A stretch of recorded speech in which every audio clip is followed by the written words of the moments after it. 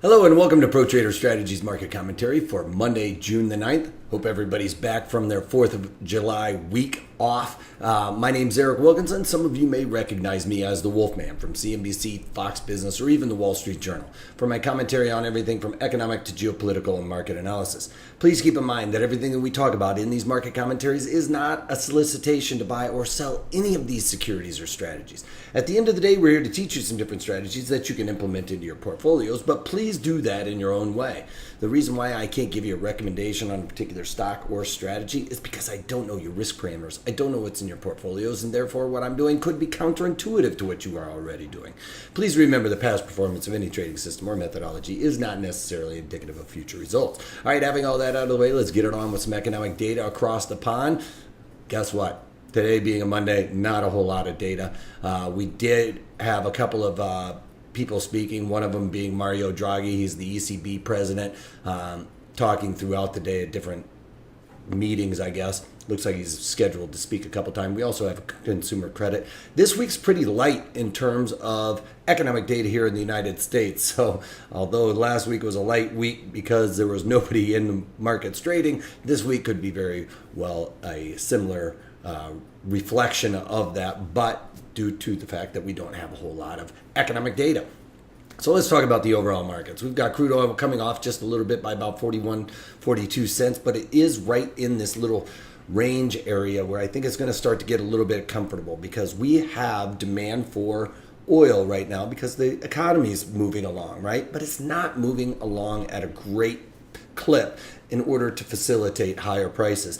You know, they were talking about Iraq, I think it was, out of OPEC, saying that they were going to stop producing oil. Well, who cares? We're producing as much oil as Iran. We're neck and neck for number one producers of oil in the world. So right now, OPEC losing a little bit of hand, if you will, on being able to drive these prices everywhere because when we're at these higher prices, fracking operations are really ramped up, and that's what's really getting us to that level of production. Also, there's a lot of byproduct in natural gas due to fracking that we need to contain, you guys, and that's just a little bit of a soapbox, me standing on a soapbox preaching, but at the end of the day, that does need to be contained. Right now, there's no infrastructure around it, and therefore it's too costly to build that. That's something that needs to be addressed.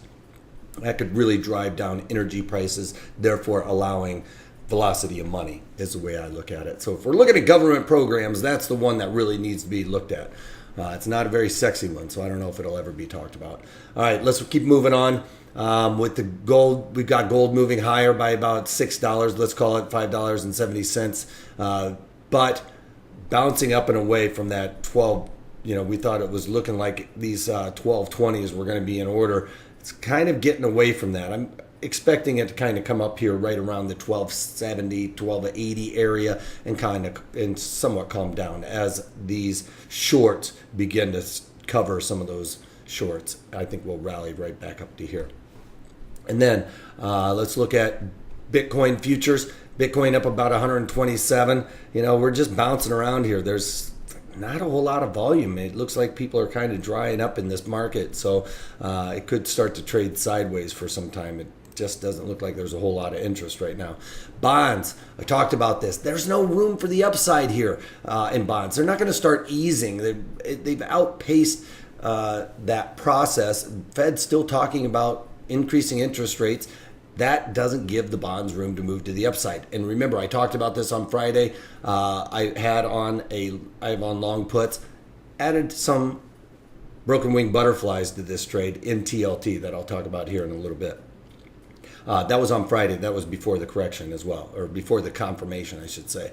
And VIX coming off today. Why is that? Obviously, because the equities are up. Dow up 300 points, right back to the point of control. That's where I was talking about. It's going to find a little bit of resistance here at the 23, but it's not going to act as much of a support and resistance as we've seen in the past because it's lining up here. I think we could see a toggle back and forth with very little resistance on that line, but that's going to be an area where we get a little extended to the upside. It's going to want to come down a little extended to the downside, bring it right back to that point of control. All right, NASDAQ popped above that 50 Fibonacci and the a regular Fibonacci, the 50 Fibonacci extensions. On Friday, we pierced above that, settled there, acted as support again today. That's going to be a major support and rallying up and away. Overnight inventory did not look like it got flushed out last night. E-mini S&Ps up 21 on the value area high. I think this 78 Fibonacci level, which coincides with the 2800 level, is going to act as your resistance more so than that value area high. Overnight inventory, market opened up, we rallied, kind of consolidated, but coming out today, no economic data, light volume. That is a melt up type situation that we're seeing here today. Now, TLT, we talked about this, kind of get a topping pattern on Friday. I did a webinar on the broken wing butterfly, so I followed those rules for this particular strategy, looking for the downside, no risk to the downside. I don't think there's any risk to the upside, to be quite honest. There is risk in the trade, though, but the risk of a move higher than where we currently are, unless something major happens, I don't see that happening. So, something bad happens, I should say.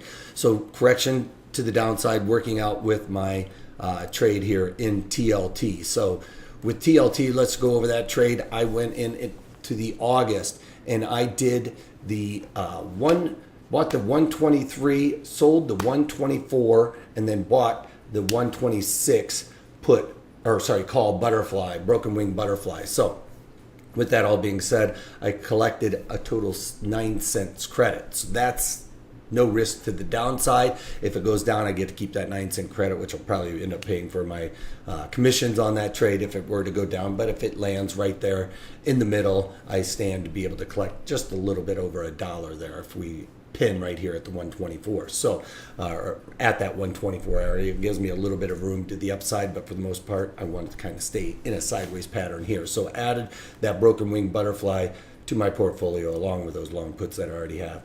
Deer is something that I'm going to be looking to get out of today. If you remember, we got this nice big pop in Deer. I've been playing this to the upside. If you remember with that, I sold the July 125 puts in there, looking for the move to the upside.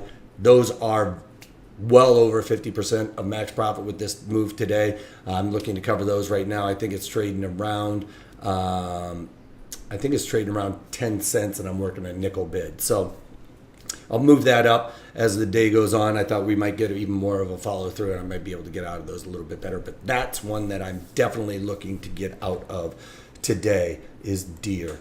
And then with XLU, this is a trade that I added. We got a confirmation here on a topping pattern. Just way too steep on this rally for it to not want to have people cover these trades. It's going to want to come back down and at least test this 200-day, but maybe very well come down and test the point of control where the most time and volume has been spent. The utilities have been able to rally while the tech sector was coming off. Now we're seeing the tech sector outpace the broader markets.